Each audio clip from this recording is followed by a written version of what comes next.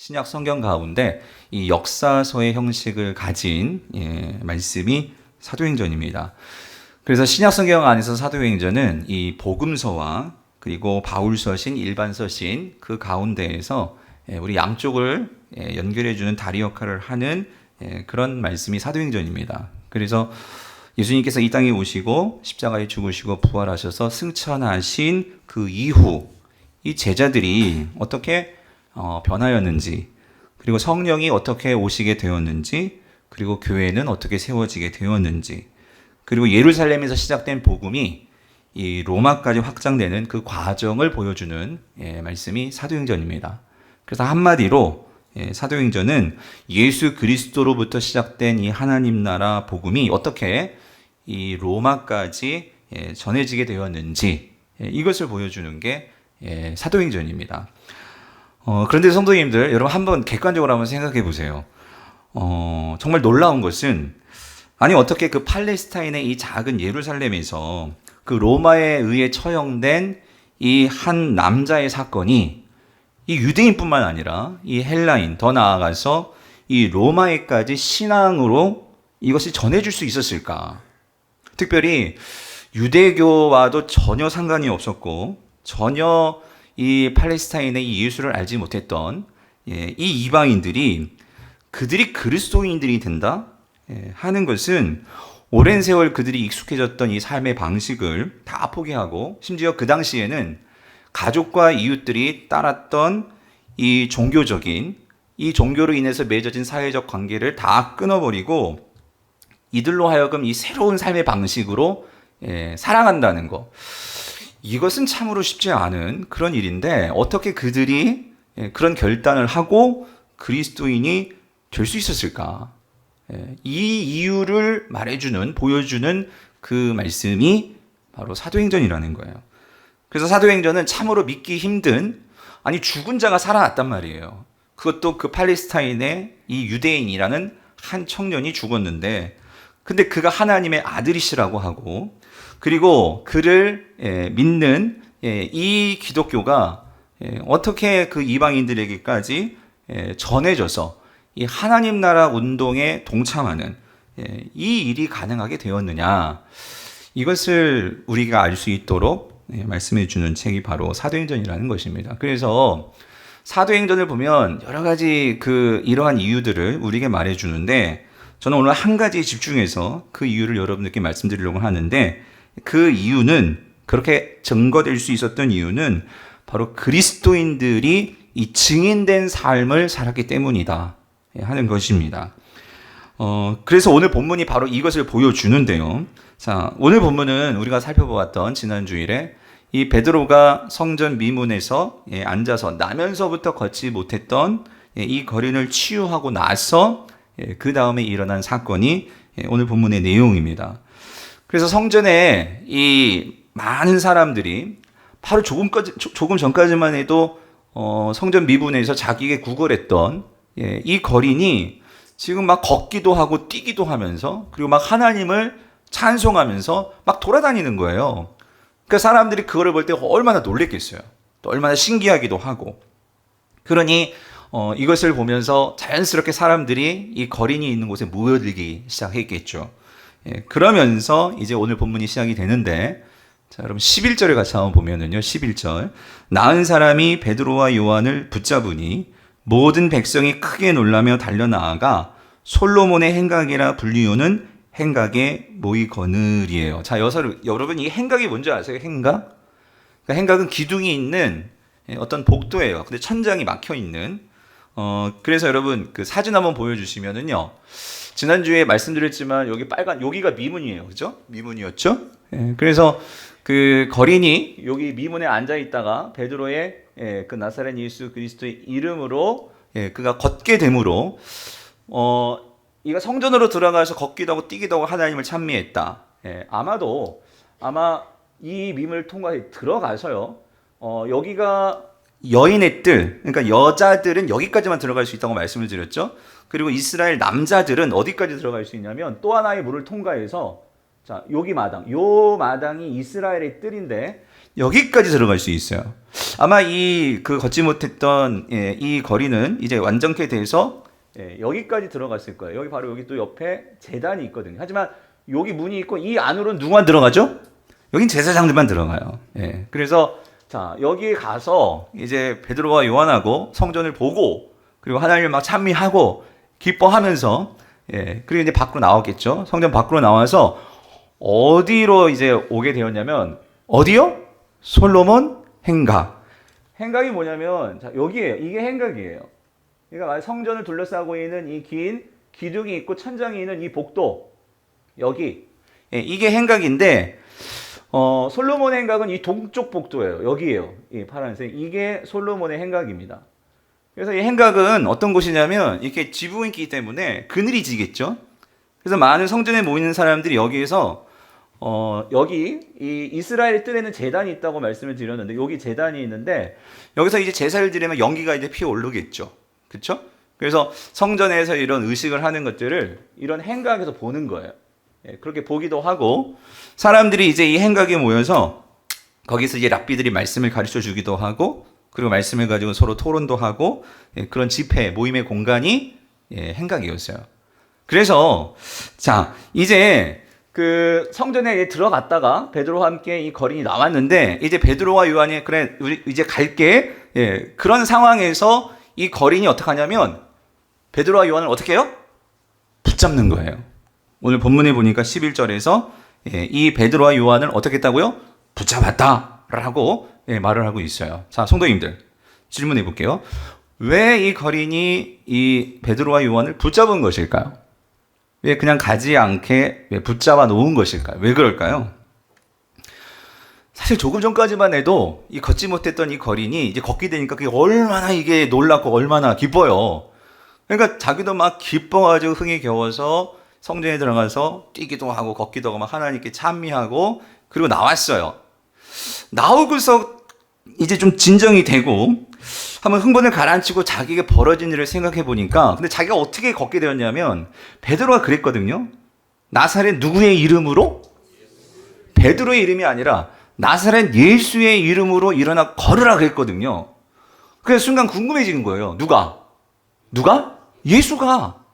아니 도대체 예수가 누구길래 그의 이름으로 내가 걷게 되었단 말이야? 하면서 이 거린이 예수에 대해서 관심을 갖게 된 거예요. 도대체 누구길래 그분의 이름의 선포가 나를 이렇게 세울 수 있단 말이지? 그래서 베드로요, 날 좀 예수가 누군지 가르쳐 주세요. 그래서 돈을 구하던, 조금 전만 해도 돈을 구했던 그가 지금 누구를 구하고 있느냐? 예수를 구하고 있다는 거예요. 그리고 많은 사람들이 또 어떻게 됐어요? 이 걷는 거리를 보니까 신기하니까 막 몰려든 거죠? 솔로몬의 행각에. 그러니까 베드로는 이때다 하고 뭘 할까요? 누구를 증거하기 시작할까요? 예수를 증거하기 시작하는 거예요. 그래서 오늘 본문 12절부터 26절까지가 이때에 베드로가 전한 예수 그리스도에 대한 설교입니다. 근데 내용이 너무나 좋은 내용들이 많아서 좀 나누어서 오늘은 16절까지만 보는데 먼저 12절과 13절을 같이 한번 볼게요. 자, 이거 같이 한번 읽어볼게요. 시작.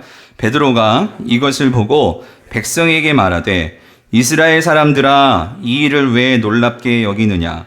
우리 개인의 권능과 경건으로 이 사람을 걷게 한 것처럼 왜 우리를 주목하느냐?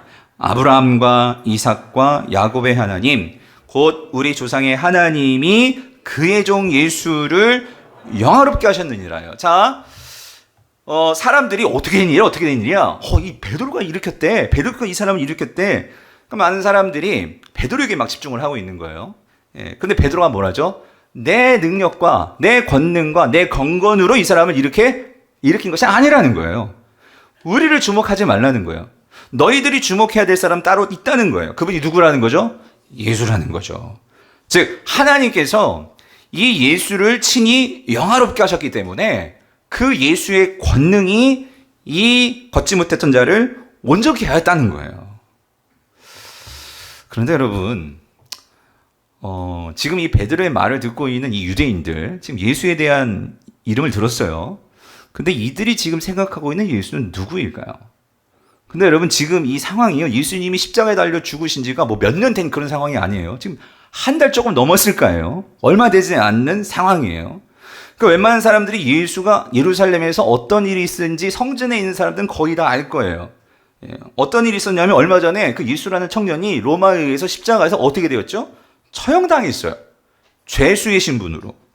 그리고 유대인들은 나무에 달려 죽는 자는 하나님이 저주를 받았다라고 생각을 하고 있었어요. 근데 이 베드로가 뭐라고 하냐면 그 예수가 오늘 이 사람을 걷게 하는 바로 그 권능이라는 거예요. 이거를 말하니 얼마 전에 자신들이 그 중에 있을 수도 있어요. 저 예수를 십자가에 못 박아라 했던 그 당사자들이 있는데 아니 그 예수가 아니 어떻게 이 사람을 일으킨단 말이야? 이게 믿어질까요? 이게 믿어지겠어요? 베드로가 말을 하지만 지금 그런 상황이 있는 거예요.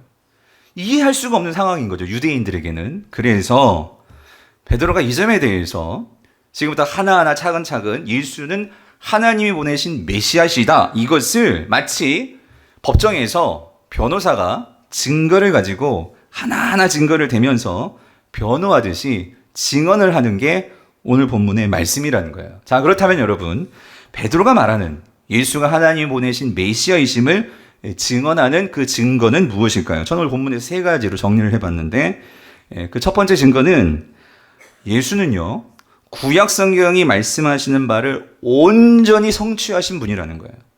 그렇기 때문에 메시아라는 거예요.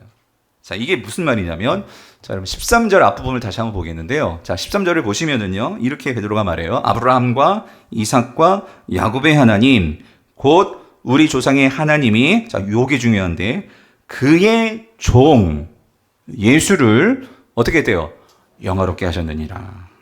자, 여러분 여기서요, 베드로가 예수님을 좀 특별하게 소개를 하는데 예수가 누구냐면 예수의 신분이 뭐냐면 하나님의 뭐다?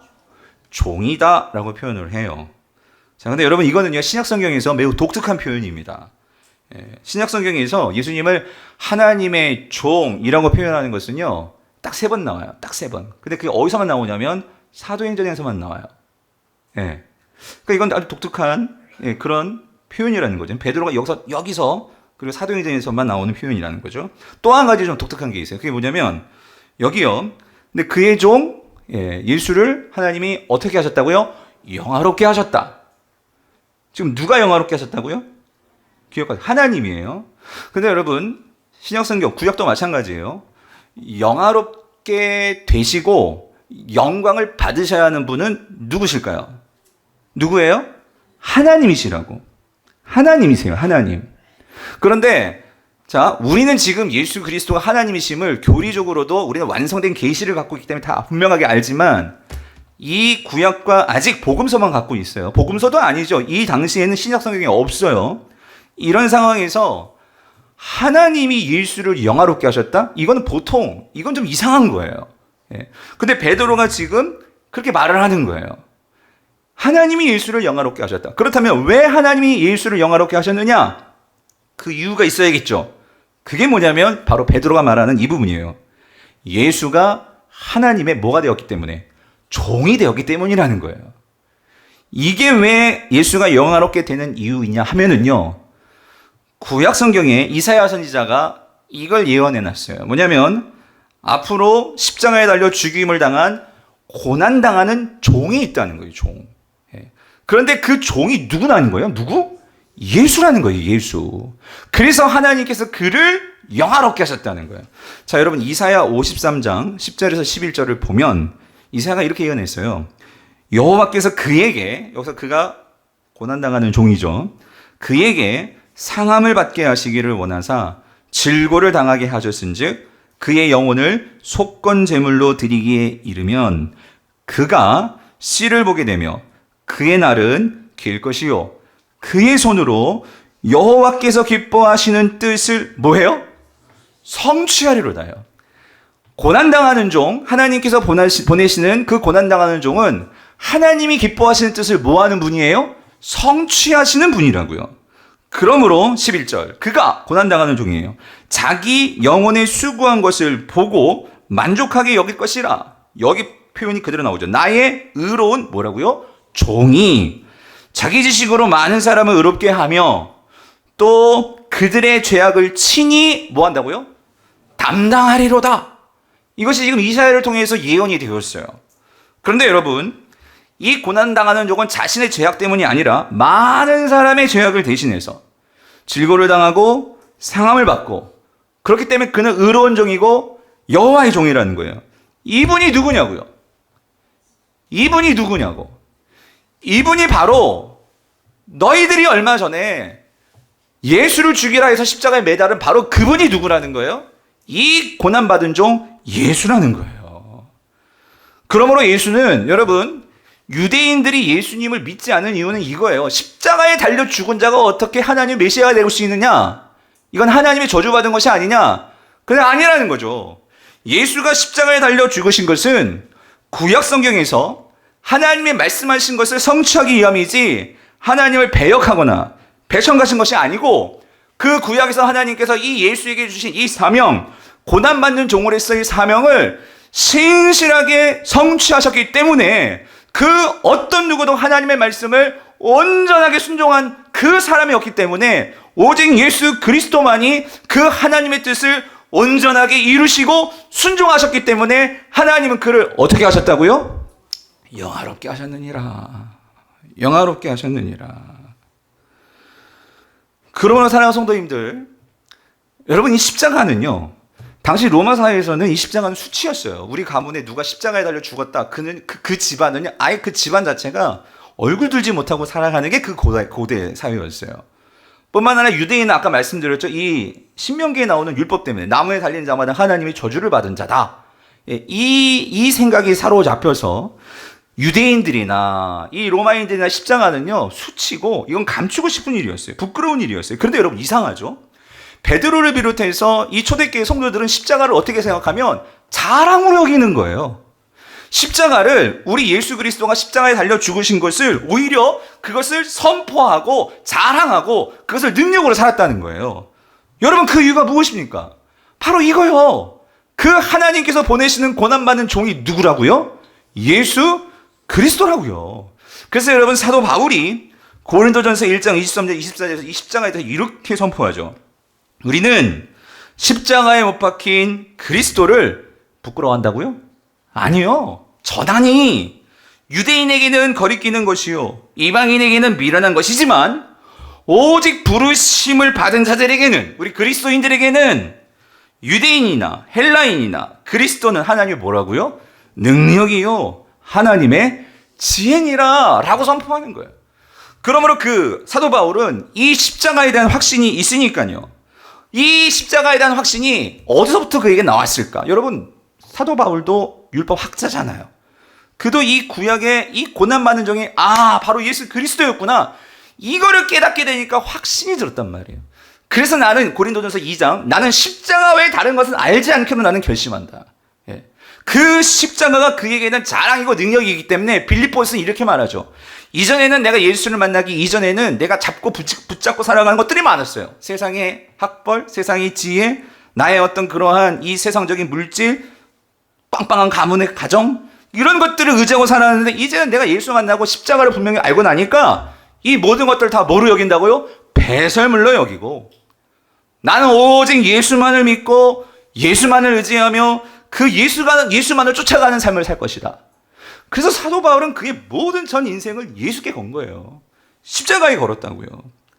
그러므로 사랑하는 성도님들, 초대교회 성도들은요, 우리가 히브리서만 봐도 알아요. 그들은요, 오늘 예수 그리스도를 쫓아가면서 십자가의 삶을 사는 거, 그들은 예수가 십자가에 그 고난을 당하셨기 때문에 그들은 이렇게 생각했죠. 살면서 내가 예수 때문에 고난을 당한다, 이거는 그리스도의 남은 고난에 내가 뭐 하는 거예요? 참여하는 거다. 오히려 내가 예수 그리스도의 고난에 동참함으로 예수 그리스도가 그 십자가를 당당하게 지고 나갔던 것처럼, 오히려 초대교회 성도들은 그 그리스도를 닮는 기회로 그들의 고난을 여겼다는 거예요. 그래서 우리는 이해가 안 되죠. 그런데 그들은 고난을 어떻게 해요? 감사하고, 오히려 그 고난을 통해서 자기가 예수 그리스도를 닮아가는 것을 기뻐하고. 그러니까 여러분 생각해 보세요. 세상 사람들이 그리스도인을 보면 이해가 안 되는 거예요. 아니, 그렇게 로마의 박해가 심했고, 그렇게 그들이 가난하고, 그렇게 어려운 삶을 살아도 그들은 서로 모여서 함께 사랑하고 기뻐하고 공동체를 이루면서 사는 거예요. 그러니 세상 사람들이 그들을 볼 때 어떻죠? 뭔가 다른 거죠. 그러면서 그러한 삶이 영향력을 끼치게 되더라는 거예요. 그래서 그 작은 예루살렘에 있던 그 교회들이 온 세계, 지금 여기까지, 이 쌍문동까지 그 영향이 퍼져나오게 된 거죠. 그래서 여러분, 성도가 분명히 다른 점 한 가지는요, 이 세상을 살아가면서 고난을 대하는 태도가 다르다는 거예요. 고난을 대하는 태도. 왜? 예수 그리스도의 십자가 자체가 그들에게는 항상 자랑이었기 때문에, 기쁨이었기 때문에. 그래서 여러분, 이 사도 베드로가 나중에 편지를 쓰죠. 그래서 사도 베드로가 베드로전서 2장 19절에서 21절에서 이런 말을 해요. 부당하게 고난을 받아도 하나님을 생각함으로, 즉 예수 그리스도를 생각함으로 슬픔을 참으면 이는 어때요? 어떨 수 있어? 아름다울 수 있다는 거예요. 그런데 죄가 있어 매를 맞고 참으면 무슨 칭찬이 있으리요? 그러나 선을 행함으로 고난을 받고 참으면 이는 하나님 앞에서 아름다우니라. 이를 위하여 이 고난을 위하여 너가 뭘 받았다고요? 부르심을 받았으니 그리스도도 너희를 위하여 고난을 받으사. 예수 그리스도 고난을 받으셨대요. 왜 받으셨을까? 너희에게 뭘 끼쳐? 본을 끼쳐. 그 자취를 어떻게 해요? 따라오게 하려 하셨느니라. 무슨 말이냐면 여러분 이거예요. 이 세상에서 예수 그리스도를 따르는 제자요, 성도요, 그리스도인을 증명하는 증표가 뭘까요? 그것은 성도가 고난을 대하는 태도를 보면 그가 진짜 제자인지 그리스도인지를 알 수 있다는 거예요. 그리스도인들은 고난을 당할 때 그 고난을 받아도 하나님을 뭐 한다고요? 생각함으로. 이 말은 뭐냐면 성도들은 이 땅을 살아가면서 고난을 당할 때 우리는 제일 먼저 나오는 반응이 이렇게 돼야 돼요. 예수 그리스도의 십자가를 묵상하는 거예요. 그 십자가를 묵상함으로 오늘 그 고난을 통해서 오늘 우리에게 찾아오시는 예수 그리스도가 있다는 거예요. 그 예수 그리스도를 내가 만나고 그 예수 그리스도를 내가 정말로 깊이 묵상하는 가운데 그분의 위로와 그분이 나와 함께 이 십자가의 고난의 죄를 함께 지어주심으로 주님과 내가 동행하게 되고 나 혼자는 이걸 감당해낼 수가 없어요. 그런데 그 예수 그리스도가 이미 십자가에서 그 십자가를 지시고 모든 수치와 고난을 다 담당하셨는데 그것을 바라보면서 나도 그 주님과 함께 나에게 지금 주어진 이 십자가요, 이 고난을요 함께 짊어지고 갈 때 우리는 거기에서 주님이 내 안에 내가 주님 안에, 성경이 말하는 그러한 신비한 연합이라는 것이 무엇인지를 조금 맛보게 된다는 거예요. 그러므로 성도들은 그 삶을 통해서 세상들은 우리에게 어떻게 저렇게 살 수 있지? 어떻게 그렇게 힘들고 어려운 상황인데 그럼에도 불구하고 기뻐할 수 있지? 그럼에도 왜 살아내지? 나라면 그냥 다 포기하고 어디론가 그냥 도망치든지 삶을 끝내버리든지 그럴 것 같은데 그러한 세상 사람들이 이런 우리들을 보고 성도들을 보고 어떻게 할까요? 묻게 되는 거죠. 무엇입니까? 그럴 때 우리는 뭐라고 말하는 거예요? 예수를 바라봐. 나를 주목하지 말고 누구요? 예수를 바라봐. 이게 증인의 삶이라는 거예요. 초대교회 성도들은 그런 증인의 삶을 살 때 오늘 예수의 능력들이 세상 속으로 퍼져나가게 되었다는 거죠. 오늘 저와 여러분의 삶에서 이러한 증인의 삶이 있게 되기를 간절히 바랍니다.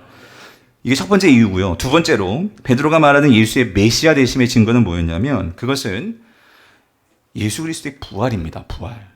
여러분 오늘 보면 15절 중간을 보세요. 중간에 보면 이렇게 얘기하죠. 그러나 하나님이 죽은 자 가운데서 그를 살리셨으니 우리가 이 일에 뭐래요? 증인이라. 여러분 이거 한번 생각해 보셨어요? 왜 예수님을 하나님이 다시 살리신 것일까요? 여러분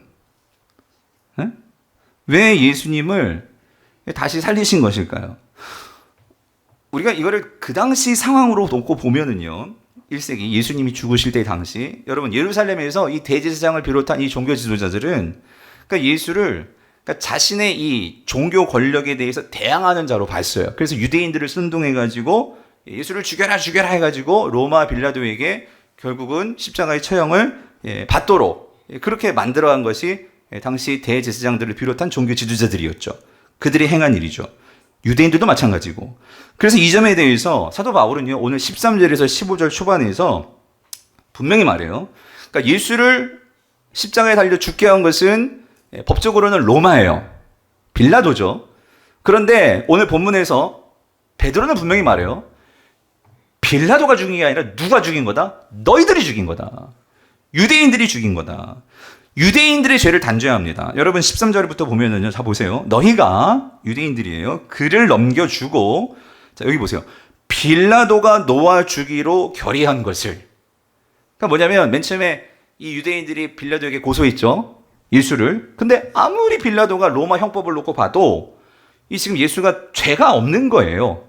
예. 근데 이거는 이 당연히 종교적인 죄로 이걸 뒤집어 씌워가지고 지금 이렇게 하는 걸 빌라도도 알았어요. 그래서 이거 나 죽일 수 없다. 예. 나 석방한다. 그랬더니 이 유대인들이 어떻게 들고 일어났죠. 어떻게 그럴 수 있어? 예수를 못 박아라. 예수를 못 박아라. 빌라도가 이제 결정한 건 너희들이 그렇게 원하니? 예. 그래서 이제 한 것이 뭐냐면 자 이거예요. 빌라도가 놓아주러 결의한 것을 이 유대인들 너희가 그 앞에서 뭐 했다? 거부했다는 거예요. 거부. 예. 죽이라는 거죠. 14절 너희가 거룩하고 의로운 일을 자 뭐하고? 거부하고 도리어 살인한 사람을 놓아주기를 구해. 이게 누구예요? 바나바죠. 바나바요. 오히려 바나바를 놓아주고 바나바는 죽일 사람인데 바나바를 놓아주고 그럼 대신 예수를 죽여주세요. 이러고 있는 거예요. 이렇게 한 거예요. 그래서 결과론적으로 15절 생명의 주를 뭐 했다? 죽였도다. 죽였도다. 자 여러분 여기서 우리가 주목해야 될 단어가 있어요. 그건 뭐냐면 거부하고예요. 거부하였으니 거부하고. 여러분 이건 뭘 거부한 걸까요? 이건 하나님을 거부한 거예요. 하나님께서 이 땅에 이 이스라엘 백성들을 다시 하나님 백성으로 회복시키시기 위해서 이사야가 말씀하시는 그 메시아를 보내주신 거예요. 그런데 이 이스라엘 백성들이 유대인들이 하나님의 호의 하나님의 은혜를 뭐 했어요? 거부했다고. 우리 예수 필요 없어요. 왜? 우리의 생각과는 너무나 다른 메시아예요. 아니 어떻게 메시아가 십자가에 아니 어떻게 메시아가 이 로마로부터 우리를 구원해 주지도 못하고 맨날 무슨 사랑하라고 하고 맨날 무슨 죄에서 해방시켜 준다 하고 이게 무슨 메시아예요? 로마를 다 뒤집어 엎고 우리에게 떡을 주고 우리에게 물을 주고 돈을 주고 이게 메시아지. 그래서 그들은 거부했단 말이에요. 여러분 이걸 한번 생각해 보세요. 그런데 지금 알고 보니 이 예수 그리스도가 다시 부활하셨단 말이에요. 이거를 만약에 유다인들이 정말로 깨닫게 된다면, 알게 된다면, 여러분, 그 유대인들 마음속에 드는 생각은 무슨 생각이 들까요? 어떤 마음이 들까요? 여러분들이 만약 유대인을, 내가 얼마 전만 해도 이 예수를 못 박아라 했는데 이분이 진짜 하나님이 보내신 메시아였어. 여러분, 그럼 여러분 어떤 마음이 들 것 같아요? 여러분 표정 아무 상관이 없어요. 그런 표정이에요, 지금. 예? 저는요, 나 두려울 것 같아. 예? 내가 이런 하나님 앞에 이런 죄를 지었단 말이야? 나 정말 두려울 것 같아. 여러분, 그렇지 않아요? 예? 아니, 하나님이 주신 호의를 무시해도 유분수지, 어떻게 그거를 왜 깨닫지 못하고 후회도 하면서 두려울 것 같아.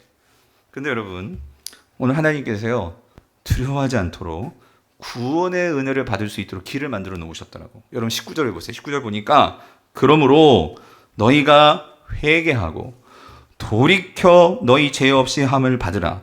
이같이 하면 새롭게 되는 날이 주 앞으로부터 어떻게 된대요? 이를 것이요. 하나님이 구원의 길을 마련해 놓고 계시더라고요. 이게 바로 이제 다음 주에 살펴볼 거예요. 회개와 하나님의 나라. 이것도 큰 주제이기 때문에 오늘 다 말씀드리지 못하고 다음 주에 살펴보도록 하고요. 그러니까 이러한 모든 일들이 낱낱이 밝혀질 수 있는 것이 예수의 뭐다? 부활이라는 거예요. 부활. 그러므로 성도님들, 예수 그리스도의 부활은요, 무슨 사건이냐면 이거예요. 그 당시 이 역사적인 맥락에서 놓고 볼 때 하나님께서 확증해 주시는 거예요. 뭘 확증해 주시느냐? 예수 그리스도가 분명한 뭐였다고요? 하나님이 보내신 메시아였다고. 메시아.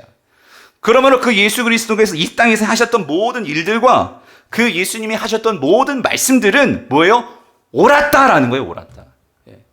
당시 대제사장들과 종교 지도자들과 로마가 따랐던 그런 세상 방식이 옳은 것이 아니고 오늘 이 예수 그리스도께서 이 땅에 오셔서 보여주신 그 섬김과 사랑과 그분의 말씀, 그것이 뭐예요? 옳다라는 거예요. 옳다. 그러므로 너희들이 누구의 편에 서야 되겠느냐는 거죠. 예수 그리스도의 편이냐, 로마의 편이냐, 우리가 세상의 방식이냐, 하나님 나라의 방식이냐.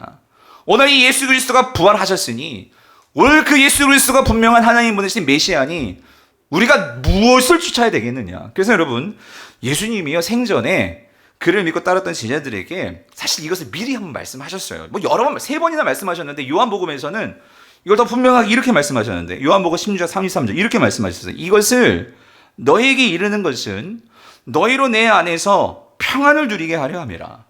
세상에서는 너희가 환난을 당하나 담대하라, 내가 세상을 이겼노라요. 무슨 말이냐면, 내가 진짜 메시아이기 때문에 너희들이 이 땅에서 평강을 누리려면 누구 안에 있어야 돼? 내 안에 있어야 돼. 내 안에 있어야지만 너희가 진정한 하늘의 평강, 하늘의 위로, 그걸 받을 수가 있어. 그런데 있잖아, 세상에서는 내가 뭐예요? 환난을 당한대. 여러분, 이게 무슨 말이냐면, 여러분 이거 잘 이해하셔야 돼요. 여러분, 우리가 예수를 믿는다고 예수 안에 있으면 목사님 평안을 누린다며요. 이게 여러분 이 말이 아니에요. 무슨 말? 예수 믿으면 성도에게 고난이 없나요? 예수 믿으면 하나님께서 믿는 성도들만 고난을 싹싹싹싹 피하게 만들어 주실까요? 여러분, 그렇지 않아요. 예수 믿어도 우리 암 걸리고요. 예수 믿어도요, 우리 가족이 죽어요. 예수 믿어도 우리가 이 세상에 어려움 당해요. 그럼 목사님, 그럼 무슨 예수 그리스도 안에서 평안을 누립니까? 이거죠. 아무리 우리가 이 땅에서 그러한 환난을 당해도, 우리가 그런 역경을 당해도, 어려움을 당해도, 우리가 정말로 예수 그리스도 안에 있어서 그분을 믿는 성도라면 그러한 세상의 고난과 이 환난이 그를 넘어뜨릴 수 없다라는 거예요. 그들의 삶을 완전히 무너뜨릴 수 없다라는 거죠. 예수 믿는 성도들은 진정으로 그런 상황 속에서 절망하지 않고 일어날 수 있다는 거예요. 그래서 예수님 말씀하시는 거예요. 나도 환난을 당했지만 뭐 하라고요? 담대하라. 내가 세상을 어떻게 해요? 이겼노라. 왜 그러냐면 예수님이 지금 보는 게 있어요. 나 십자가에 달려 죽을 거야. 근데 있잖아, 그게 끝이 아니거든? 그 다음에 뭐가 있어요? 부활이 있거든요, 부활. 부활을 통해서 너희들에게 분명하게 말씀하신 바가 있을 거라는 거예요. 부활을 통해서 너희들이 분명히 내가 하나님이 보내신 메시아요, 모든 만물과 이 세상을 다스리는 승리의 왕이 되어서 너희들에게 성령을 보내주고 세상 끝날까지 너희와 항상 함께할, 내가 진정한 그 하나님 나라의 왕이야, 이런 내가 너와 함께 할 거야, 이거를 지금 약속하시는 거예요. 여러분 한번 생각해 보세요. 지금 예수님이 여러분 앞에서 내가 지금 고난을 당하고 문제가 있고 어려움이 있어요. 근데 이런 말씀을 지금 해 주시는 거예요. 여러분 마음속에 뭐가 생길 것 같아요? 힘이 날 것 같지 않아요? 위로가 될 것 같지 않아요? 세 분만. 너무 아멘이 인색하시다 우리 선생님들. 예? 근데 이게 제자들하고 똑같았어요. 제자들도 그랬어요. 여러분, 제자들도 지금 이게 예수님 십자가에 달려 죽으시기 이전이죠. 부활하기 이전이죠. 그러니까 이 얘기를 들었지만 이게 도대체 무슨 말인지 잘 몰랐던 것 같아. 우리가 그걸 어떻게 알 수 있냐면, 주님께서 담대하라, 세상을 이기노라, 그렇게 말씀했는데 정말 예수님이 십자가에 달려 죽으셨어. 그러면 그때 이 말씀이 생각나야 되죠. 근데 제자들은 어떻게 됐죠? 이 말씀이 아니고 어떻게 되었어요? 예수님이 돌아가시자 모두 뿔뿔이 다 흩어진 거예요. 어떻게? 옛날 삶으로 돌아가 버린 거예요. 그리고 그 제자들이 이렇게 생각하고, 다른 유대인들처럼, 아, 우리 선생님 정말 저주받아도 죽은 건가? 내가 정말로 공친 건가? 내 인생 다 그냥 완전 그냥 다 끝나는 건가? 이렇게 생각하고 있었어요. 근데 여러분, 그게 끝이 아니었죠. 이렇게 생각했던 이 제자들을 완전히 뒤바꾸는 사건이 일어난 거예요. 여러분, 그게 뭐예요? 부활이라고, 부활. 베드로가 그 부활하신 예수 그리스도를 만난 거예요.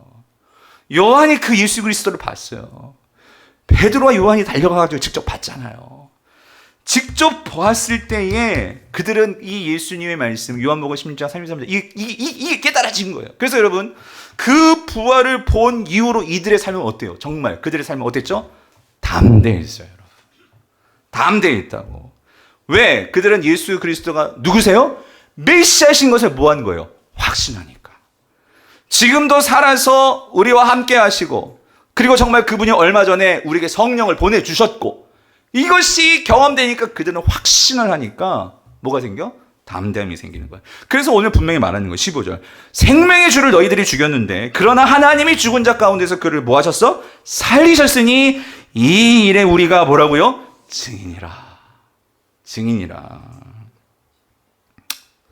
그래서 여러분, 사도 베드로가 얘기하죠. 나 은가금 없어. 그게 무슨 말이냐면, 세상 사람들은 은가금이 있어야 자신감을 갖잖아요. 그쵸? 때깔 좋은 양복 입고 좋은 차 타고 다가야 뭔가 이렇게 자신감 있게 막 힘주잖아요. 근데 나 아무것도 없어. 돈도 없고 나 뭐 학벌도 없고 아무것도 없어. 지금 실업자야. 예? 그런데 이들이 어떻게 그리고 사장에 가면은요, 그 어마무시한 종교 지도자들 앞에서도 당당하게 나아가가지고 어떻게 그렇게 대범하게 그렇게 반응할 수 있냐고요. 뭐죠? 확신하거든. 나 아무것도 없지만, 근데 우리 있잖아. 예전에 그 예수님, 지금은 만왕의 왕으로 하나님 보좌 우편에 앉아 계시는 그 분하고 나는 옛날에 뭐 했던 사이야? 밥 먹었던 사이야. 같이 잠자고, 같이 여행도 하고, 같이 살았던 나야. 근데 그분이 우리에게 약속하셨거든? 우리에게 성령을 보내주신다고 하셔가지고, 성령도 받았고, 그리고 그 예수 그리스도께서 우리가 영원히 함께 하실 뿐만 아니라, 그분 다시 돌아오신대. 예? 이거를 믿으니, 이들의 삶에서 어떻게 그들의 삶이 보여지겠냐고요. 여러분, 부활이요, 여러분. 우리는 죽고 나서 우리가 장례식장에서 이 부활 설교를 제가 많이 하죠. 근데 여러분, 장례식장에서만 적용되는 게 부활이 아닙니다. 부활은요, 이 사도 베드로와 초대교회 성도들은 그들의 삶을 살아내는 그 원동력은 이 부활의 확신에서 왔어요. 현재 삶에서 그들이 아무리 힘들어도 소망과 인내를 가지고 살아낼 수 있는 그 힘의 근원은 어디서 나와요? 부활의 능력이었다고, 부활의 능력. 그래서 여러분, 사도 바울이 고린도전서 15장 57절 58절에서 이렇게 외치는 거예요. 우리 주 예수 그리스도로 말미암아 우리에게 뭘 주셔요? 승리를 주시는 하나님께 감사하노니, 그러므로 내 사랑하는 형제들아, 견실하며 흔들리지 말고 항상 주의 일에 힘쓰는 자들이 되라. 이는 너희 수고가 주 안에서 어때요? 헛되지 않은 줄을 압니다. 주님은 지금 살아서 지금 우리를 보고 계세요. 아니, 성령으로 우리 안에서 함께 하세요. 그리고 그분이 또 오실 거예요. 그러니까 우리가 누구 편에 서서 지금 힘들고 어렵지만 어떻게 살아가야 되냐고 담대하게 주의 편에 서서 말씀을 따라 믿음을 가지고 살아야 하지 않겠냐고, 이게 지금 바울이 얘기를 하는 거예요. 사랑하는 성도님들, 그럼 목사님, 베드로는 직접 살아계신, 직접 눈으로 봤지만 우리는 못 봤는데요? 그런데 여러분 기억하세요. 여러분, 우리는 예수 그리스도를 눈으로 못 봤지만 우리는 지금 뭘 갖고 있죠? 수많은 믿음의 이 부활의 증인들의 증언을 갖고 있어요. 여러분이 이순신 장군을 세종대왕을 봐서 믿는 분 계세요? 역사적인 기록과 증언이 있어서 믿는 거 아니에요? 오늘 지금까지 이 예수 그리스도를 믿음으로 환난과 핍박과 박해 속에서도 그 하나님 나라와 예수를 믿었던 그 성도들의 증언이 있기 때문에 우리도 그 예수 그리스도의 부활을 믿고 오늘 이 자리에서 나의 문제 속에서 고난 속에서 인내하고 소망을 가지고 살 수 있는 능력이 우리에게 주어질 줄 믿습니다. 그 삶을 살게 되시길 간절히 바랍니다. 이게 두 번째 증거라면, 세 번째 증거, 베드로가 말하는 예수가 메시아 되시면 그 증거는요, 이거예요. 예수의 이름을 믿음으로 이 일이 일어났다는 거예요. 예수의 이름으로 이루어진 사건, 이게 바로 예수가 메시아이심을 증거한다는 거죠. 자, 그래서 여러분 16절을 보세요. 16절 이렇게 말을 하죠. 그 이름을 뭐예요? 믿음으로, 그 이름이 너희가 보고 아는 이 사람을 성하게 하였나니, 여기가 중요해. 예수로 어떻게 해요? 말미암아 난 믿음이라는 거예요. 여러분, 이게 중요해요. 예수로 말미암아 난 믿음이 너희 모든 사람 앞에서 이같이 완전히 낫게 하였느니라. 여러분, 이게 무슨 말이냐면, 여러분, 이거예요. 베드로는 지금 막 의도적으로 막 이 걷지 못하는 이 불구자, 이 거린을 일으키려고 애썼던 게 아니에요. 그는 지금 그의 삶 자체가 예수 그리스도와 함께 동행하며 그 예수 그리스도가 그리스도의 메시아이신 것을 분명히 확신하며 그는 살아가고 있는 사람이에요. 지금 하나님 나라가 임했고 그 하나님 나라 방식대로 살아가는 사람이에요. 그 삶을 살았을 뿐이에요. 무슨 말인지 이해되세요? 지금 베드로가 이 안진뱅이를 막 어떤 이런 예수의 이름으로 일어나라, 이게 무슨 주문을 외워가지고 그렇게 되었는 일은 더더욱 아니고, 지금 이 베드로가 어떤 이 걷지 못한 사람을 일으켜가지고 내가 그 신비한 능력으로 일으켜가지고 지금 나를 드러내려고 그런 의도도 있었던 것이 아니고, 그는 단지 예수 그리스도가 메시아임을 삶 속에서 믿고 그것을 가지고 살아가는 사람인데, 어느 날 이 미문을 지나가는데 그날따라 뭐예요? 성령께서 내 마음속에 이 걷지 못하는 사람과 눈을 마주치게 하시고, 그리고 이 사람에게도 하나님 나라가 있어야 함을 확신케 하셔서 나는 그 인도한 바대로 예수 그리스도가 하셨던 바대로 그렇게 행했을 뿐이에요. 그게 예수로 말미암아난 뭐라고요? 믿음이라는 거죠. 특별히 베드로는요, 예수 그리스도가 진정한 메시아이시기 때문에 이 땅에 하나님 나라가 임했음을 믿은 사람이에요. 그랬을 때 아까도 봤지만 예수를 종이라고 했죠. 그리고 그는 이사야가 말한 이 하나님 나라가 어떻게 이 땅 가운데 임하고 어떤 모습이 될지를 그는 깨달은 사람이에요. 그래서 저는 분명히 확신해요. 이사야 35장 5절 6절 베드로는요, 이 하나님 나라가 임한 모습이 오늘 그의 삶 속에서 나타날 것을 믿었던 사람인 것 같아요. 하나님 나라가 임하면 어떤 일이 벌어져요? 이런 일. 그때에 맹인의 눈이 밝을 것이며 못 듣는 사람의 귀가 열릴 것이며 그때에 저는 자는 사슴같이 어떻게 돼요? 뛸 것이며 말 못하는 자의 혀는 노래하리니 이는 광야에서 물이 솟겠고 사막에서 시내가 흐를 것임이라. 이게 뭐냐면 하나님의 메시아를 보내시면 그게 하나님 나라가 시작이 되는 건데 그 하나님 나라는 이런 역사가 이루어진다는 거예요. 베드로는요, 이 말씀을 기억한 거예요. 베드로는 예수를 통해서 이 새로운 시대가 열린 것을 확신한 거예요. 특별히 그의 마음에 꽂힌 것은 오늘 미문에 걷지 못하는 자를 봤을 때 그는 뭐를 확신했죠? 이거요, 저는 자는 사슴같이 어떻게 된다고? 뛸 것이며, 뛸 것이며. 사랑하는 성도님들, 믿음이 뭡니까?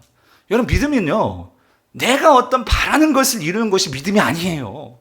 나의 어떤 신념과 나의 확신으로 믿습니다 하는 게 믿음이 아니에요. 성경이 말하는 믿음은 성경을 통해서 드러내 보여주시는 하나님과 하나님의 말씀을 믿는 거. 그래서 다른 사람들은 그 말씀을 믿지 않는다 할지라도 여러분, 다른 사람들 다 걷지 못한 사람을 일으켰습니까? 아니요. 베드로만 했어. 왜 그런 거예요? 그는 하나님 나라가 이 땅에 임했음을 분명히 확신하는 자였거든요. 하나님은 그 말씀을 확신하는 사람 가운데 역사하는 게 당연하지 않겠어요? 베드로는 그 믿음을 가지고 이 하나님 말씀에 대한 확신을 가지고 보니까 이 거린이 그렇게 보이는 거예요. 이 자가 걸을 수 있다. 예수 그리스도의 권능이 들어가면 걸을 수 있다. 그 확신을 가지니까 일으킨 거죠. 그래서 여러분, 믿음은 그냥 생기는 게 아니에요.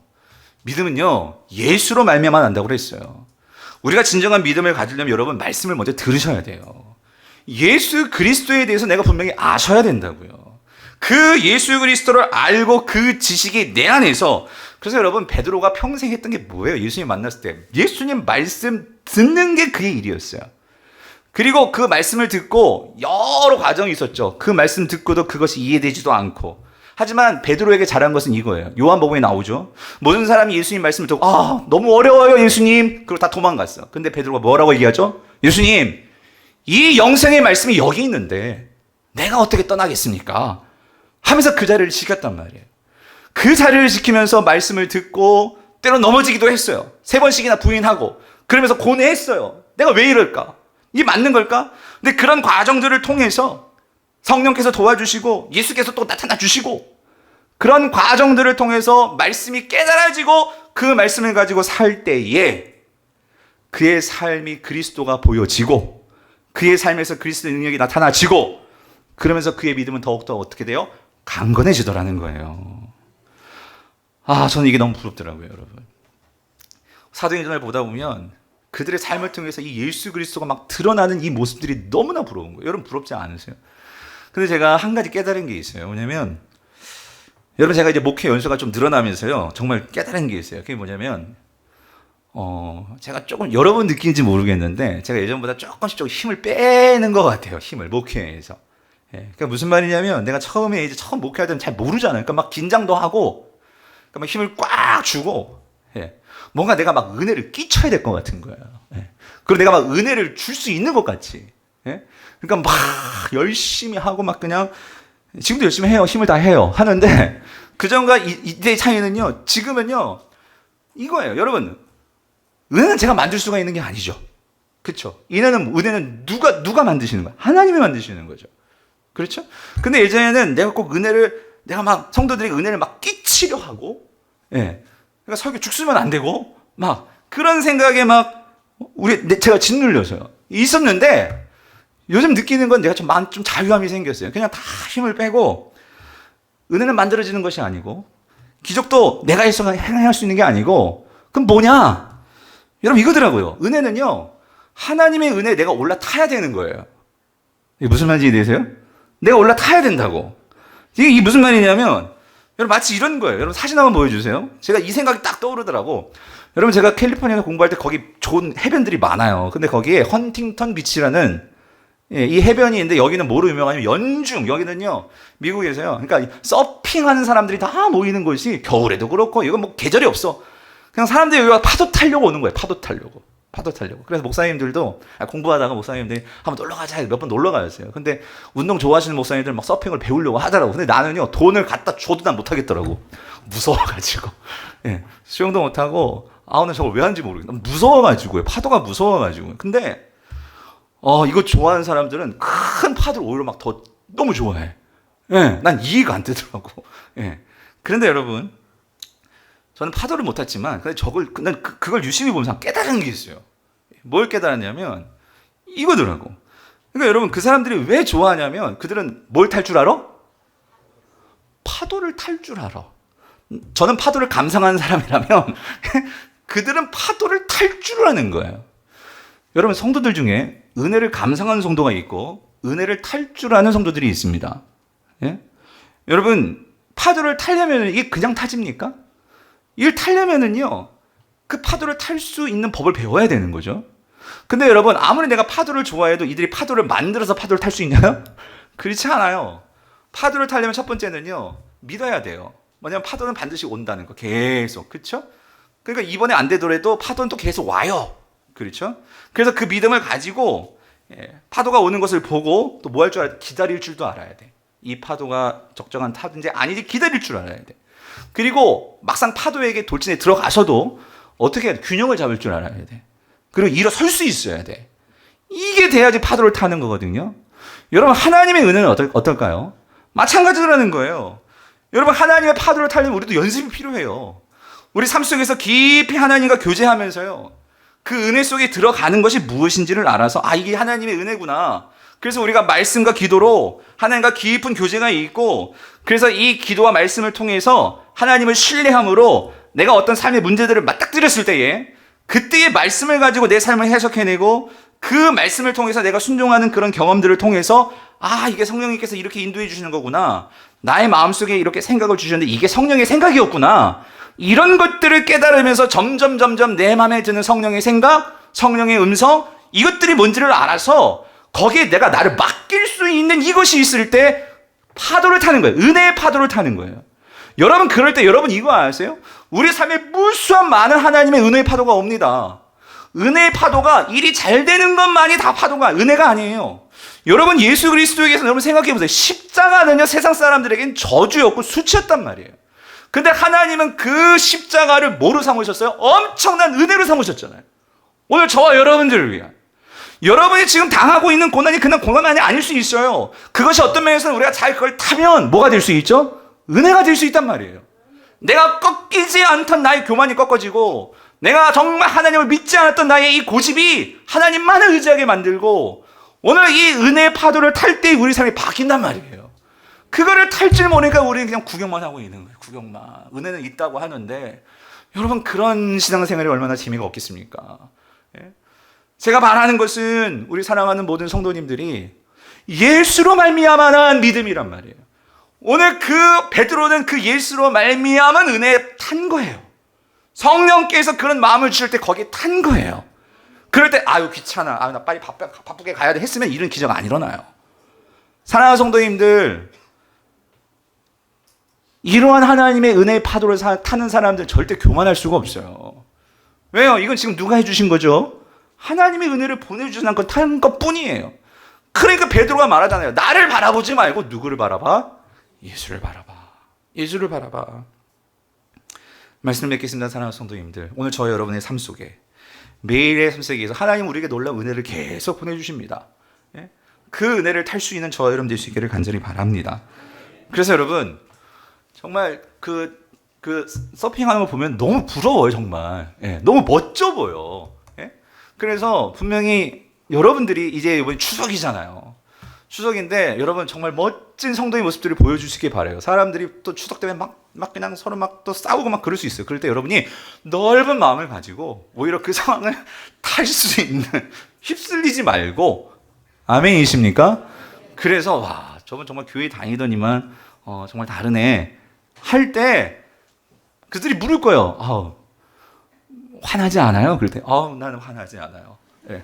어떻게 그러셨어요? 예수를 바라봐요 라고 말할 수 있는, 그래서 우리 모두가 그 예수 그리스도 안에서 증인된 삶을 사시는 저와 여러분 될 수 있기를 여러분 간절히 바랍니다. 우리 말씀을 생각하면서 우리 찬양하고 기도합시다. 정말로 주님, 내 인생에 어떤 거친 파도가 내게 몰려온다 할지라도 주님과 함께 그 파도를 타고 은혜의 파도를 타고 날아오르게 하여 주시옵소서 하는 마음으로 우리 찬양하고 기도하겠습니다. 주 품에 품으소서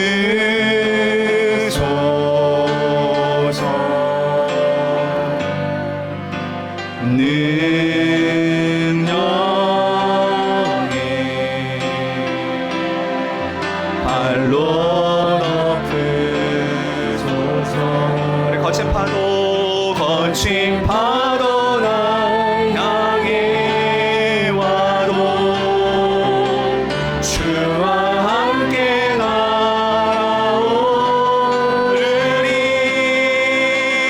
폭풍 가운데 나의 영혼 잠잠하게 주를 보리라. 우리 주님 안에 나 거하리. 주님 안에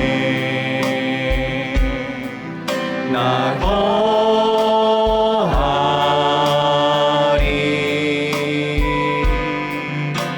주 능력 나 잠잠히 믿네. 아멘. 거친 파도 거친 파도 나 향해 와도 주와 함께 날아오르리. 폭풍 가운데 나의 영혼 잠잠하게 주를 보리라. 우리 그들을 모두 그대를 모두 주가 필요해. 주가 필요해.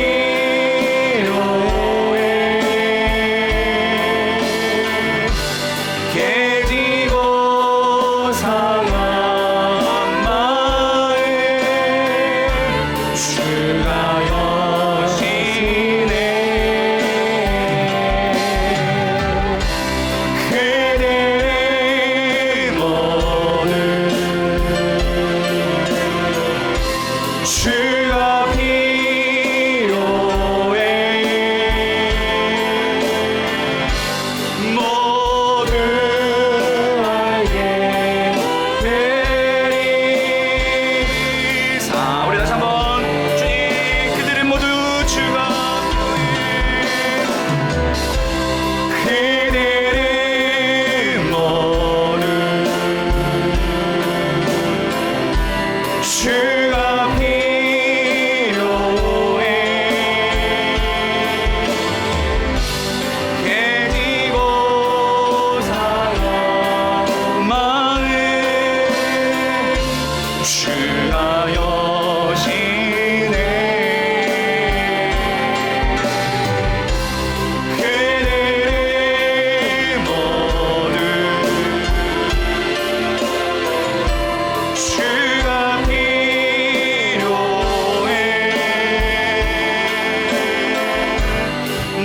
모두 알게 되리. 사랑해 주.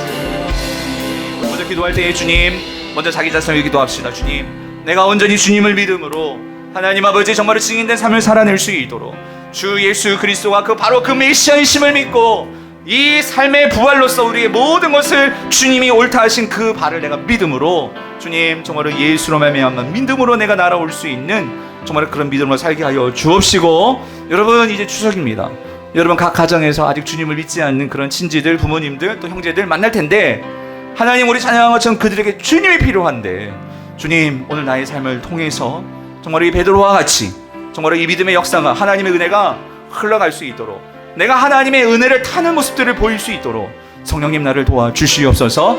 함께 해달라고 오늘 말씀을 생각하시면서 그리고 주 예수 그리스도가 필요한 자들을 위하여서 우리 함께 이름을 부르며 같이 기도하도록 하겠습니다. 같이 기도하시겠습니다. 아버지 하나님, 아버지 하나님, 아버지 하나님, 아버지 하나님, 그 주님의 영광 주옵소서.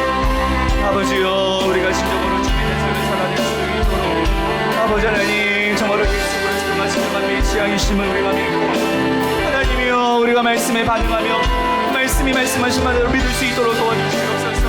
아무리 늙어 어려울지라도 주님이 부활하셨음을 믿고 하나님 그 주님이 우리와 함께 하심을 믿고 부활의 능력으로 살게 하시며 하나님 예수로 말미암는 이 믿음 하나님 아버지 그 주님의 은혜의 파도를 타고 날아오를 수 있는 성도들 될 수 있게 도와주셔서 하나님 이번 추석에 주님을 모르는 우리 가족들 아버지 우리의 삶을 통해서 예수가 드러나게 하여 주옵시고 그 예수의 영광이 우리 모든 성도를 통해 나타나는 은혜와 축복이 있도록 주님 함께하여 주시옵소서. 역사하여 주시옵소서. 주님 함께하여 주시옵소서.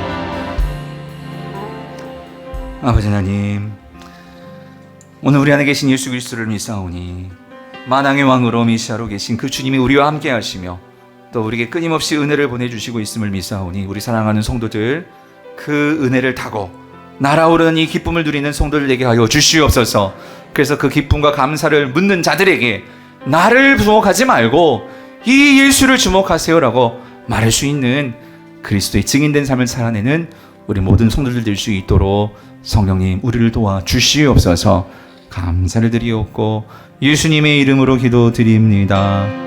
아멘.